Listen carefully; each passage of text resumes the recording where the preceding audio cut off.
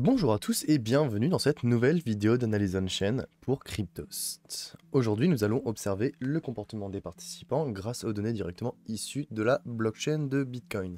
Cette édition sera un petit peu particulière parce que cette fois-ci, on va vraiment se plonger dans de la psychologie d'investisseur avec des graphiques qui sont relativement simples, mais on va réfléchir un peu à comment fonctionne une dynamique d'investissement à long terme sur Bitcoin. Je vous fais pas tout ça très court, on va directement se lancer en observant le prix du Bitcoin qui, comme vous l'avez remarqué au cours des dernières semaines, nous a fait une jolie continuation de hausse et est actuellement en train de ranger entre les 22 et les 23 000 $ environ. Il y a eu une petite touchette au niveau des 23 900, 24 000 $, mais globalement on se situe au niveau de prix d'août, juste avant une petite dégringolade qui nous a ensuite amené vers la baisse qu'a connue FTX, qui a ensuite été ravalée par la hausse des dernières semaines. Et nous nous situons actuellement autour de ce range, ça fait à peu près un peu plus d'une semaine, hein. On y est depuis le 21, nous sommes le 1er, donc ça fait au moins une bonne dizaine de jours qu'on oscille dans ce range, et pour le moment le prix semble respirer, semble se stabiliser, et nous allons voir qu'est-ce que nous pouvons observer et qu'est-ce que nous pouvons en tirer. Parce que l'analyse on-chain, je vous rappelle que c'est derrière ce graphique, il se passe plein de choses en fait au niveau de la psychologie des investisseurs. Et nous, ce que nous allons observer justement, c'est qu'est-ce qui se passe en ce moment et qu'est-ce que cela peut nous laisser présager pour l'avenir.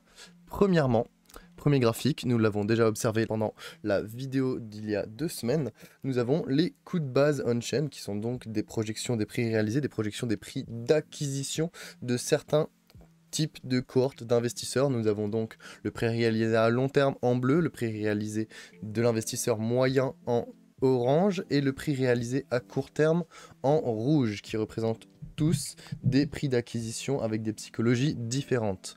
Le prix réalisé à court terme est lui plus sensible aux réactions du prix et représente plus et plus associé avec un investisseur à court terme de type plus spéculatif, ou du moins avec des mains qui sont censées être moins confiantes, qui sont censées avoir moins de conviction.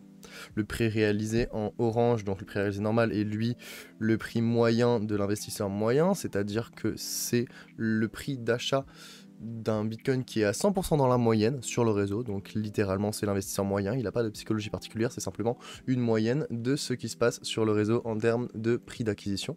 Et le prix réalisé à long terme, donc la courbe bleue, est donc le coût d'acquisition des Bitcoins qui ont actuellement plus de 155 jours et sont donc associés à une psychologie beaucoup plus résiliente, à une psychologie avec un horizon de temps à long terme, qui est donc beaucoup moins sensible aux variations du prix, qui est beaucoup plus propice au hodling, c'est-à-dire que pendant un moment où il y aura des fortes baisses du prix et où il y aura une perte non réalisée, une perte latente, eh bien les hodlers, les investisseurs à long terme, qui sont presque de la même cohorte, eh bien auront tendance à bloquer ces pertes et à ne pas les dépenser comme les investisseurs à court terme. Ça, c'est vraiment des psychologies qui sont très très différentes et nous avons vraiment une opposition entre la psychologie de l'investisseur à court terme et la psychologie de l'investisseur à long terme. Ce qu'on peut observer ici, c'est que lors de notre dernière vidéo, le prix spot venait de franchir le prix réalisé et le prix réalisé à court terme. Donc venait de croiser la courbe rouge et la courbe orange à la hausse, qui était déjà un très bon indicateur, assez prometteur de ce qui pouvait se passer à long terme sur le réseau, parce que nous avions une reprise de rentabilité de la part de ces cohortes qui était ma foi saine, parce que j'imagine qu'un investisseur est toujours satisfait quand il est en profit. Je ne vois pas l'intérêt pour un investisseur d'être en perte. Le rendement marginal du capital doit toujours être positif d'un certain point de vue. Et ce que nous pouvons voir cette semaine, ce qui était déjà lieu d'ailleurs depuis la semaine dernière, depuis ce petit range, c'est que nous avons récupéré aussi le coût de base des investisseurs à long terme, qui se situe au niveau des 22 300 $ environ, alors que le prix se situe actuellement autour des 29 900, 23 000, 23 100 $ environ. Donc, ce qui est hyper important dans la vidéo d'aujourd'hui, qui est une clé de compréhension énorme en fait, c'est que les 3 résistances on-chain principales ont été franchies. La majorité des détenteurs de Bitcoin sont actuellement en profit. Et on pourrait se dire que c'est peut-être pas quelque chose de si important, mais en fait ça l'est. Si on regarde l'entièreté de l'histoire du marché du Bitcoin, et qu'on observe avec attention ce qu'il se passe à la fin des marchés baissiers, je vais essayer de zoomer pour vous prendre en historique ce qui nous intéresse ici avec le Long Term Holder Realized Price en coupe bleue. Voilà. Eh bien, on se rend compte qu'à chaque fin de cycle baissier, le prix spot a recroisé, après l'avoir croisé à la baisse évidemment, a recroisé à la hausse ces 3 niveaux de résistance on-chain. C'est arrivé en mai 2012, le prix du Bitcoin valait 5 $. C'est ensuite arrivé vers octobre-novembre 2015, le prix du Bitcoin valait 320 $. Ensuite, c'est arrivé une 3e fois en mai 2019, quand le prix du Bitcoin valait environ 6 000 $. Et c'est arrivé une 4e fois la semaine dernière. Nous sommes en janvier 2023, le prix du Bitcoin vaut 23 000 $. Donc, on peut se dire que c'est pas quelque chose qui est important, mais clairement l'analyse on-chain nous fournit des indications qui sont claires, nettes et riches de sens, qui ne sont pas faciles à trouver quand on observe le prix simplement avec l'ombre des fluctuations de son cours, et qui sont atteignables seulement en observant les données et en agrégant les données de la blockchain, parce que d'abord c'est des données brutes, en agrégant les données de la blockchain, en les contextualisant et en arrivant à obtenir des indicateurs avec une richesse similaire. Historiquement, le prix, il teste toujours le prix des LTH, le prix des investisseurs à long terme, quelques semaines avant de repartir à la hausse, et c'est ce qu'on est en train de voir en ce moment, hein. Comme je vous le disais, là ça fait près une semaine qu'on est vraiment juste au-dessus, et si on regarde historiquement, eh bien... Je vais pas zoomer, hein, mais je vous laisse me faire confiance. Vous pouvez le voir si vous plissez un peu les yeux au niveau du graphique. Ici, on a eu à peu près 2 semaines en 2012, entre mai et juin 2012, où le prix spot est passé juste au-dessus du prix réalisé à long terme et ensuite a oscillé pendant 1-2 semaines avant de partir à la hausse. C'est littéralement ce qui s'est passé avec un franchissement éclair et ensuite un retest aussi en 2015. On a eu quasiment 3 semaines de patience juste au-dessus du prix réalisé des investisseurs à long terme en 2019 et aujourd'hui on est à peu près à 1 semaine. Du coup on peut grossièrement se dire que d'ici 1 semaine à 2 semaines on devrait avoir une prise de décision, on devrait voir si le prix arrive à supporter ce niveau de résistance on-chain, qui peut d'ailleurs devenir un support on-chain si les investisseurs à long terme qui viennent de sortir la tête de l'eau décident de racheter proche de leur coût de base, ce qui montrerait d'ailleurs une forme de confiance qui serait bienvenue vu les temps que nous connaissons. Donc nous aurons une réponse d'ici 1-2 semaines, il va falloir être un petit peu patient. Mais déjà, on peut voir que les conditions se sont nettement améliorées depuis la fin d'année. On se souvient tous de la fin d'année 2022 qui avait été extrêmement douloureuse, avec notamment la débâcle autour de FTX, mais aussi le prix qui avait réussi à plonger plus loin que les 20 000 $, qui avait été un gros coup psychologique pour beaucoup de personnes qui se disaient qu'on pouvait pas descendre en dessous d'un ancien ATH. Donc bref, on a toutes ces dynamiques qui étaient vachement douloureuses, qui étaient vachement difficiles à vivre, qui sont en train de s'améliorer de manière assez rapide et de manière assez évidente en fait. Et c'est quelque chose qui est très très constructif et que je souhaitais souligner dans cette analyse, parce qu'on pourrait se dire que bah ouais, un Bitcoin qui récupère les 23 000 $ c'est pas si bien, et que vu qu'il y a une récession potentiellement dans l'air, vu qu'il y a l'influence des chiffres de l'inflation aux États-Unis, vu qu'on est dans un contexte macroéconomique et même géopolitique délétère, eh bien le prix du Bitcoin et le marché des crypto-monnaies eh bien, ne serait plus intéressant et peut-être n'aurait plus d'utilité.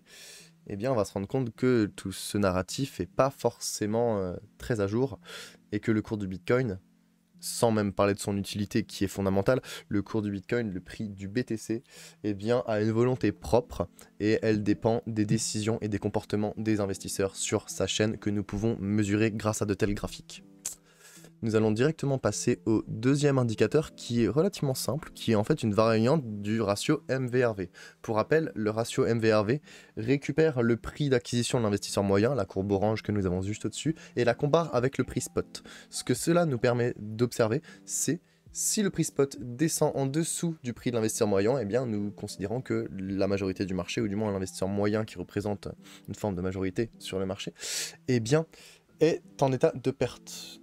L'heuristique, donc la méthode ici, est littéralement la même, sauf que on s'intéresse aux investisseurs à long terme. C'est la thématique de cette analyse on-chain de cette semaine. Nous allons observer les investisseurs à long terme. Et ce graphique nous indique quelle est la rentabilité latente, non pas réalisée, je parle bien de rentabilité latente, non réalisée.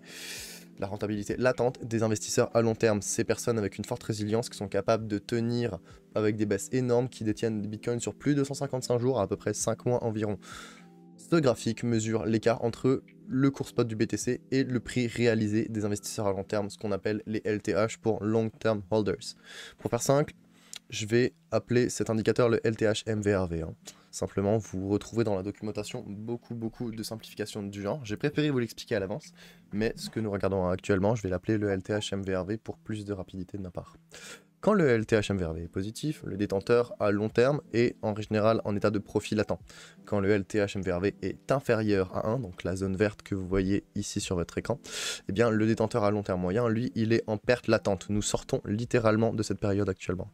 Et quand nous sommes aux alentours de 1, eh bien on sait que la rentabilité du détenteur à long terme moyen, excusez-moi, est proche de l'équilibre. Eh bien c'est exactement ce qui se passe maintenant. Je vais zoomer juste un instant pour vous montrer qu'on est littéralement en train de sortir de cette zone. Donc durant les derniers jours, on a réussi pendant la première partie pour l'instant du mois de janvier et les premiers mois simplement de 2023 à s'extraire de cette zone où le LTH-MVRV était inférieur à 1 et on est vraiment juste au-dessus, donc on est sur des valeurs qui sont proches de 0,3 actuellement, 0,2, ce qui veut dire que le détenteur à long terme moyen a environ un profit latent de 2 à 3%, ce qui est pas grand chose, mais si on prend du recul, on est capable de voir qu'en fait ça a énormément de sens et c'est extrêmement important d'avoir cette information pour savoir où est-ce qu'on se situe actuellement dans les cycles du marché du Bitcoin. Nous pouvons le voir, il y a des périodes lors desquelles le LTH-MVRV est inférieur à 1 pendant ces zones vertes. Cela arrive pendant tous les marchés baissiers et notamment pendant les transitions entre les marchés baissiers et les marchés haussiers qui vont suivre. Et nous sommes littéralement aujourd'hui en train de franchir et de s'installer durablement, je l'espère, au-dessus de cette zone verte. Donc ce que nous pouvons voir, c'est que le retour à la rentabilité des investisseurs à long terme marque souvent une transition entre une fin de bear market et un début de marché baissier. C'est arrivé une fois, 2 fois, 3 fois, je compte pas mars 2020 parce que beaucoup considèrent que c'est un outlier, c'est-à-dire que c'est une anomalie du système et nous n'aurons pas dû littéralement avoir à enregistrer de telles valeurs, c'était dû à une phase de panique énorme par rapport à une forme de pandémie mondiale, donc je peux comprendre qu'il y a des gens qui paniquaient, moi-même à ce moment-là j'ai eu beaucoup peur, mais je considérais pas ces données comme ayant vraiment atteint le territoire négatif de la rentabilité des LTH. Par contre, nous sommes à la 4e occurrence de la rentabilité positive, du retour à la rentabilité positive des détenteurs à long terme. Et ça, clairement, c'est quelque chose qui fait plaisir et qui me soulage intérieurement de savoir qu'on est repassé au-dessus. Ça ne veut pas dire qu'on va y rester. Il est tout à fait possible d'ailleurs qu'on redescende et que le prix du Bitcoin, s'il retombe en dessous des 23 000 $, eh ben on retournera dans une zone où le LTH-MVRV sera à nouveau négatif. Mais par contre, ça nous en dit long sur où est-ce qu'on se situe.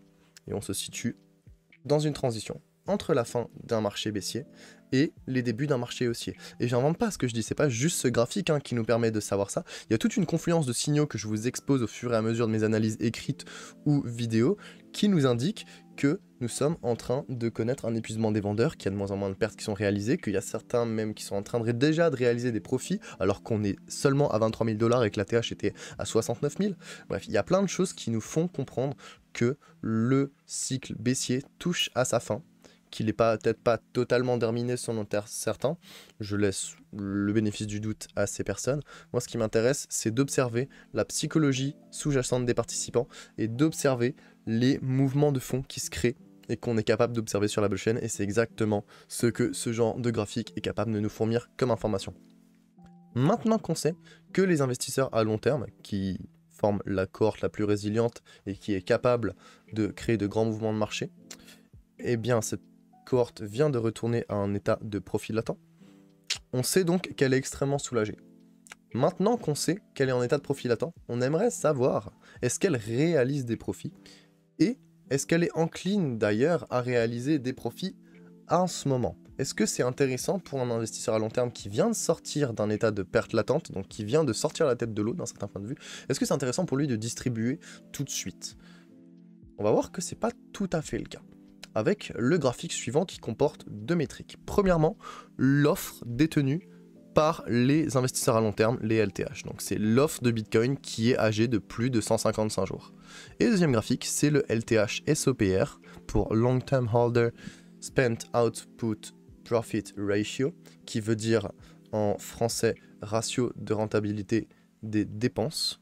En gros, pour faire simple, je vous l'avais déjà présenté, mais on va le réexpliquer rapidement ensemble, pour les personnes qui peut-être regardent la vidéo pour la première fois aujourd'hui. Le SOPR, le ratio de rentabilité des dépenses, c'est simplement, comme ça se dit, un ratio de rentabilité d'un ETXO qui vient d'être dépensé. Donc on prend je vais simplifier et pas dire UTXO, je vais dire BTC. On prend un Bitcoin qui a été acheté par exemple à 20 000 $.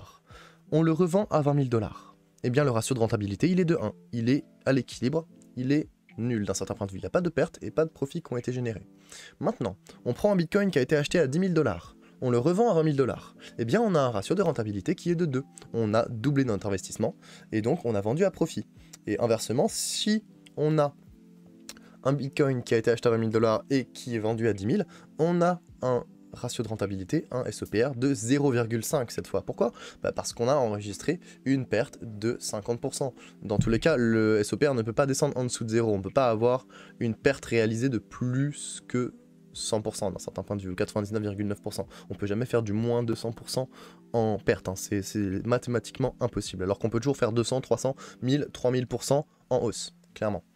Donc ce qui nous intéresse sur ce graphique, avec ma petite diversion, je suis désolé, c'est d'observer qu'il y a des cycles comportementaux très très intéressants à observer au niveau des investisseurs à long terme. Premièrement, petit commentaire, la courbe bleue, elle fait qu'augmenter à travers le temps. D'ailleurs, on est en ATH aujourd'hui, hein, donc faut savoir qu'on est à peu près à 14 millions de bitcoins détenus par les investisseurs à long terme.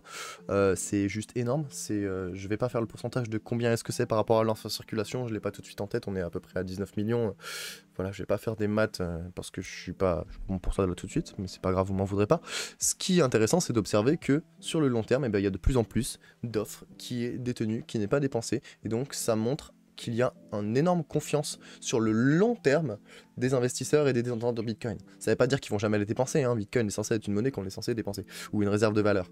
Mais pour l'instant, on peut voir qu'il y a une forme de thésaurisation, où les investisseurs à long terme se projettent dans un futur à 20-30 ans et se disent dans 20-30 ans je serais bien content d'avoir amassé autant de Bitcoin quand même. Et c'est littéralement ce qu'on voit, hein. C'est ce que dit ce graphique, c'est qu'il y a des personnes qui thésaurisent et qui achètent du Bitcoin de manière massive pour le futur et qui ne le dépensent pas, littéralement. Donc c'est une épargne à long terme. C'est ce que dit ce graphique avec 14 millions de Bitcoin qui sont âgés de plus de 155 jours à l'heure actuelle. Maintenant, il y a une relation claire entre cette offre détenue sur le long terme et le ratio de rentabilité qui est juste en dessous. C'est très simple, hein. On voit que lors des marchés baissiers, la rentabilité réalisée en orange baisse alors que l'offre détenue et épargnée sur le long terme augmente. Ça, c'est un comportement de hodling, c'est un comportement d'épargne. On voit qu'il y a de plus en plus de bitcoins qui sont accumulés et qui sont détenus alors que la rentabilité réalisée, elle baisse. Ça veut dire qu'il y a deux types à ce moment-là de détenteurs à long terme. Il y a ceux qui accumulent, qui hodlent et qui arrivent à ne pas réaliser de pertes, et il y a ceux qui accumulent, qui hodlent, mais qui réalisent soit des profits décroissants, soit passer en dessous de 1, une perte. Ça, c'est le contexte de marché baissier, donc une grande capacité de hodling et une réalisation de pertes dans les moments les plus difficiles, notamment quand on arrive vraiment vers les creux de marché baissier. Ici on arrive à un moment où il y a de la prise de perte de la part des investisseurs à long terme, de la part de ces hodlers, parce que des fois c'est plus difficile de tenir cette perte latente sur un niveau psychologique que ce qu'on pourrait penser, notamment quand on n'est pas dans cette condition et que c'est pas notre propre capital qui est investi, notre propre temps, notre propre énergie. Donc je me mets à leur place et je me dis que au bout d'un moment, si c'est profond, c'est trop dur, ça fait moins 80% sur l'investissement, et bien il y a une réalisation de perte et c'est pas facile, mais ça peut se créer. Et nous remarquons d'ailleurs, petit aparté, en règle générale, le LTH SOPR, il trouve des bottoms aux alentours de 0,4 à 0,5, c'est-à-dire que la perte maximale qu'un investisseur à long terme peut faire quand il dépense à perte un UTXO ou un BTC, c'est entre moins 50 et moins 60%. On a rarement eu en dessous de ça. À part pour le premier cycle de 2012, mais c'était un cycle très différent des autres, et le Bitcoin était encore très très jeune, ainsi que les investisseurs et que les détenteurs de Bitcoin. À ce moment-là, il n'y avait pas la même maturité, du coup je pense que c'est pas tout à fait comparable. Donc là, on a observé comment les investisseurs à long terme réagissaient pendant les marchés baissiers. Qu'est-ce qui se passe maintenant quand on a un marché haussier? Eh bien, on peut voir des choses très intéressantes, et je vais porter votre attention vers ces deux courbes, ici, qui sont là et qui sont coïncidentes avec à la fois les tops de marché et les rentabilités réalisées les plus fortes. Ce qui se passe pendant les marchés haussiers, je vais vous le dire, c'est très très simple, c'est que les investisseurs à long terme attendent que le prix du Bitcoin monte suffisamment pour faire max de bénéf. Désolé, c'est dit un peu de manière triviale. Les investisseurs attendent une hausse conséquente du prix du Bitcoin pour réaliser une distribution haussière, pour prendre des profits dans la force de la hausse. Et ça commence à se voir directement ici après décembre 2015, où on a déjà une diminution de la courbe bleue, de l'offre détenue par les STH, qui était à peu près à 11 millions, et qui va descendre jusqu'à à peu près 10 millions 5, donc à peu près 500 000 bitcoins qui vont être dépensés en l'espace d'environ 6 mois, 7 mois, pour réaliser des profits.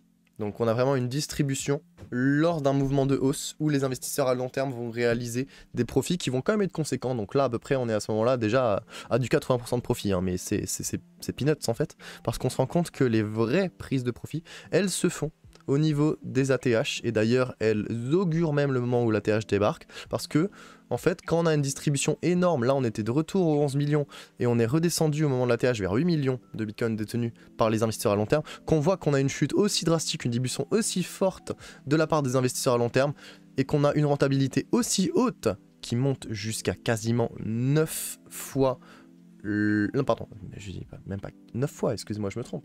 14 fois, quasiment 15 fois leur prix d'achat. Donc, on fait x15 sur un investissement en distribuant autant. Et bien là, on peut se dire qu'on a atteint un top de marché. Et c'est ce qui coïncide avec les tops de marché, notamment pour le cas de décembre 2017 ici. Et c'est ce qui coïncide avec un certain top de marché qu'on a connu ici avec une distribution de week-off. Oui, c'est vrai que c'était courbé, c'était pas un blow-off top en effet, mais c'était quand même un pic de marché, et c'était en mars-avril 2021. Encore une fois, ici, on avait une distribution haussière des bitcoins de la part des LTH, donc ils distribuaient l'offre qu'ils avaient détenue jusque-là, qu'ils avaient hodlé jusque-là, pour ce moment précis, pour réaliser des profits qui vont jusqu'à là, par exemple, 7,4 environ.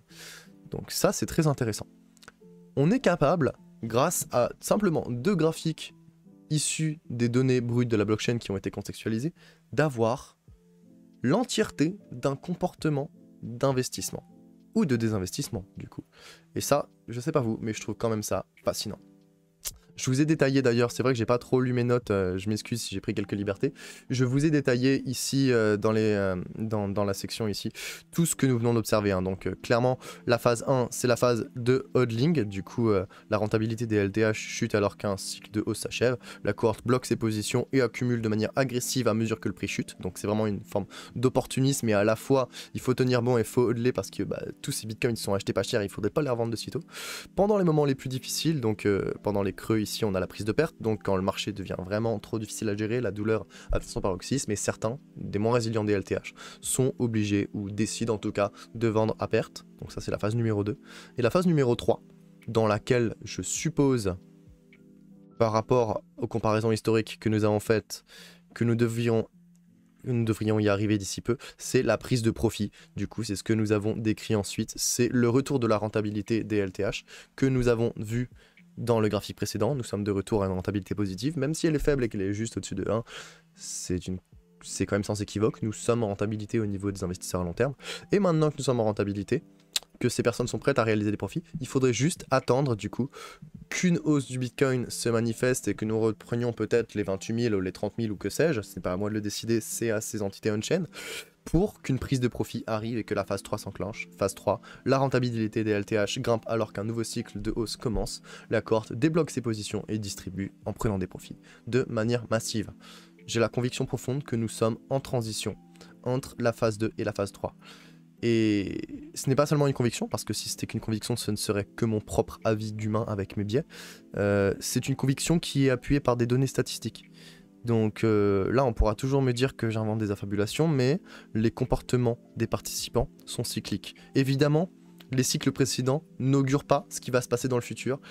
Et évidemment, les cycles du Bitcoin ne se répètent pas à l'identique, mais ils riment quand même de manière très très significative.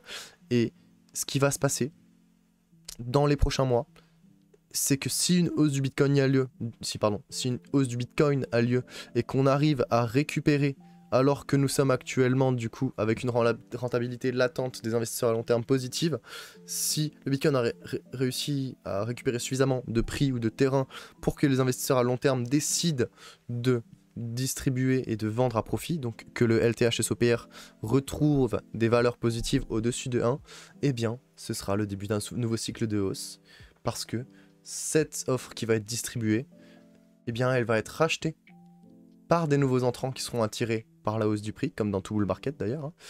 Et donc ça va être ça va permettre d'une certaine manière d'absorber cette pression de vente. Parce que, bah, faut pas dire, mais quand on a quasiment 4 millions de bitcoins qui sont déversés sur le marché, il faut savoir l'absorber, cette pression de vente d'un certain point de vue. Et c'est bizarre de se dire que en fait tout le monde, tous les LTH vendent alors que le prix il augmente, il augmente, il augmente. Pourquoi est-ce que ça baisse pas? Et bah ça baisse déjà par période, hein. On a des baisses de quasiment 20 à 30% pendant plusieurs fois pendant les cycles aussi, hein.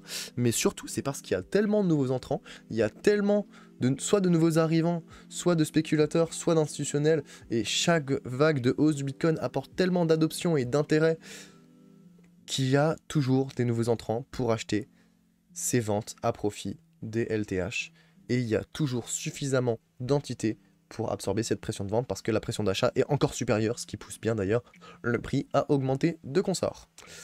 Ça fait, je pense, un bon tour de la psychologie de l'investisseur pour le détenteur à long terme. Donc nous venons de voir que leur rentabilité latente est positive, qui sont donc enclin à réaliser des profits, mais que le prix du Bitcoin n'est probablement pas assez élevé pour qu'ils commencent à réaliser de réels profits, parce que c'est des personnes qui ont hodlé pendant tout un marché baissier, pendant plusieurs années même des fois, hein.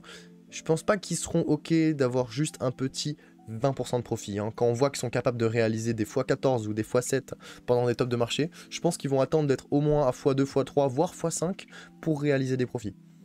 Du moins c'est ce que j'aurais fait.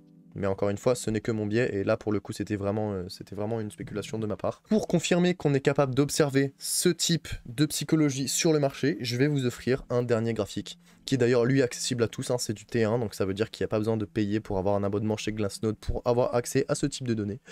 Et on va observer avec ce dernier graphique l'offre de Bitcoin qui est âgée d'au moins 1 an. Donc en gros c'est la mesure du pourcentage d'offres en circulation qui n'a pas bougé au cours des derniers 365 jours. C'est aussi simple que ça. En gros, c'est un proxy pour observer le comportement des investisseurs à long terme. Et d'ailleurs, je vais juste remonter un peu plus haut. Regardez bien la courbe bleue. Voilà, vous la voyez bien. Et bien maintenant, regardez la courbe orange. C'est pas la même chose, mais ça ressemble quand même beaucoup. Donc il y a quand même une grande similitude à faire entre ce graphique et l'offre détenue par les investisseurs à long terme. Du moins, on est capable d'observer les mêmes comportements d'accumulation et de distribution. Accumulation pendant les marchés baissiers, distribution pendant les marchés haussiers. Littéralement, ce qui est censé faire un investisseur à long terme, et c'est totalement l'opposé de ce que fait un investisseur à court terme. Un investisseur à court terme vend pendant les marchés baissiers et achète pendant les marchés haussiers. C'est littéralement l'inverse qu'il faut faire si vous voulez être rentable et si vous voulez vous créer une épargne, une rente d'ici votre objectif de temps donné. Peu importe. Ce qu'on va être capable d'observer ici, ça va être deux tendances, une tendance à la hausse et une tendance à la baisse. En gros, pour faire simple, il va y avoir de nombreux anciens bitcoins qui vont être distribués lorsque un marché haussier va commencer à se créer. Et en gros, ça va se voir ici parce qu'on va avoir des phases de plateau. Donc on a, bon, les plateaux c'est bien dit, hein, mais en gros on a des phases de top un peu courbe. Donc on a une espèce de top un peu courbe ici, un espèce de top un peu courbe ici, encore un de quatrième, et là on en est en train d'en former un cinquième qui est en train de commencer à baisser. Eh bien, il faut savoir que lorsqu'on a une forme de plateau, peu importe la valeur, hein, parce qu'elle augmente à travers le temps au final, donc la valeur nominale d'un certain point de vue elle est intéressante sur un moment donné, mais en travers les cycles c'est pas ce qui nous intéresse actuellement. Ce qu'on est capable de voir, c'est qu'il y a des sommets du pourcentage de l'offre qui a été active depuis au moins, qui a été âgée au moins d'un an, et une fois qu'on a une baisse, et bah, ça nous indique clairement qu'il y a une distribution de bitcoin anciens d'au moins un an et qui vont être là pour être vendus et réaliser des profits comme nous l'avons vu dans le graphique précédent. Donc je vais lire la petite description juste pour clarifier. De nombreux anciens bitcoin hodlés s'apprêtent à être distribués en réalisant des profits au cours d'un marché haussier lorsque cette métrique forme un sommet courbe. C'est exactement ce qu'on est en train d'observer ici. Par contre, il se passe la dynamique inverse pendant les tops de marché haussier. Juste après les tops de marché haussier d'ailleurs, on peut le voir ici en 2013, on peut le voir ici en 2018 environ, et on peut le voir pendant le marché baissier 2021-2022. Ce qui se passe, c'est que quand il y a un creux qui s'inverse à la hausse, ça indique le retour d'un comportement de holding, d'épargne d'un certain point de vue, au moment où le marché haussier va tourner à sa fin. Évidemment, c'est une métrique qui est latente, hein, parce que du coup, elle mesure quelque chose qui se passe un an auparavant, c'est quand même assez important, et ça prend du temps à se faire. Hein. Donc, entre le moment où le top de marché se crée et le moment où la hausse se refait, et bah il y a quasiment un an qui s'est créé, hein. C'est assez clair en fait simplement. Mais on voit bien que quand il y a un bottom ici de l'offre âgée de moins d'un an, et bien ça va nous indiquer qu'il y a un comportement de holding. Quand elle va commencer à monter, et bien c'est qu'il y a de plus en plus de BTC qui auront atteint la tranche d'âge des 1 an. Et donc ça va nous montrer à quel point et ben il va avoir du hodl. Je vais juste faire une petite aparté parce qu'on a quasiment fini la vidéo et j'aimerais faire un petit cas pratique avec vous, si vous me le permettez du moins. Voilà, j'ai pas l'habitude de faire ça, c'est un peu de l'improvisation, mais je voulais partager ça avec vous pour vous montrer à quel point les données on-chain, et notamment des données qui sont gratuites, hein, comme celle-ci, littéralement, qui sont libres à tous d'accès, eh bien peuvent nous donner des informations qui sont quand même vachement riches de sens. On va observer ce qui s'est passé pendant le marché baissier de 2019, notamment ce qui s'est passé en novembre 2018. Alors, ce qui s'est passé, c'est qu'on a eu une énorme baisse du prix qui est passé de 6 000 à 3 000 environ en quelques jours. Et qu'est-ce qu'on a eu pendant cette baisse, pendant à peu près qu'on était au niveau des 4 000 $, eh bien on a eu une offre HD d'au moins d'un an qui est passée de 52,2% à 49,6%. Donc on voit bien qu'à ce moment-là, il y a eu des bitcoins, tenus par des investisseurs à long terme, parce qu'ils avaient plus de 155 jours, parce qu'ils avaient plus que 365 jours en réalité, eh bien on voit bien qu'il y a des bitcoins détenus par des investisseurs à long terme ou des hodlers qui ont été dépensés. Évidemment, certains pourront me dire, oui mais, Prof Chen, c'est peut-être juste des bitcoins qui ont été déplacés. Et oui, je suis totalement d'accord, sauf que dans le contexte d'une capitulation de prix de moins 50% en l'espace de quelques jours, de quelques semaines, comme ce qu'on a connu en 2018, si vous étiez déjà là, comme moi, eh bien on peut se dire que d'accord, c'est peut-être quelqu'un qui simplement est en train de réarranger son portefeuille et que c'est une grosse coïncidence. Je peux pas dire le contraire. Sauf que dans le contexte, on peut quand même dire avec un fort taux de chance, je suis pas allé chercher l'adresse en question hein, pour vous fournir la preuve, mais on peut quand même dire avec un fort taux de chance que là, il y a un hodler qui a pas réussi à tenir le coup et qui a dépensé des anciens BTC. Et on peut voir ensuite l'inverse, c'est-à-dire que là, marquez bien, on était à peu près au niveau de la baisse, on était en novembre 2018. Marquez bien ça, parce que, ici, en novembre 2019, qu'est-ce qu'on observe? Eh bien, une énorme hausse. Juste un an après ça. Excusez-moi de dire ça. Un an, je vais le clarifier. Un an après avoir connu une des plus grandes capitulations de prix historiques de Bitcoin qui a fait chuter le prix de moins 50% en l'espace de 2-3 semaines, un an après, eh bien nous avons une hausse quand même conséquente de l'offre âgée d'au moins un an. Donc on est passé de 54% à 58-59%. Ce que ça nous dit exactement l'inverse de ce qu'on a vu juste avant en fait, ça nous dit que il y a un an, pendant cette drastique baisse du prix, il y a des personnes qui ont acheté et accumulé énormément de Bitcoin, et ça se voit un an ensuite. Voilà, c'était juste pour faire un petit cas pratique d'analyse on-chain, d'analyse comportementale de ce qu'on peut faire avec des données qui sont gratuites, hein, littéralement. Et c'était pour vous montrer que c'est possible, simplement. Je vais lire juste notre petite dernière phrase et ensuite vous amener à la conclusion. Donc, la formation d'un sommet cyclique indique bien que les détenteurs à long terme attendent une hausse du cours du Bitcoin pour entamer la phase de prise de profit. C'est exactement ce que nous sommes en train de voir ici. Donc, nous avons un plateau de l'offre âgée de moins d'un an d'environ 65% actuellement, 65-66% environ. Et c'est vraiment, c'est en train de faire un plateau, c'est en train de faire un sommet. Et donc, on se doute bien que ces anciens Bitcoins s'apprêtent à être dépensés une fois que le prix sera devenu suffisamment alléchant pour motiver une prise de profit de la part des investisseurs à long terme. Et voilà qui conclut notre analyse de la semaine. Encore une fois, je vous ai fait un petit tableau récapitulatif juste ici qu'on va regarder rapidement ensemble. Donc pour résumer, le cours du Bitcoin est passé au-dessus des 3 coups de base on-chain et le LTHMVRB est supérieur à 1. Donc ce que ça nous dit, c'est que la rentabilité à long terme est à nouveau positive et ça annonce un futur marché haussier si on se base sur les cycles psychologiques de l'investisseur.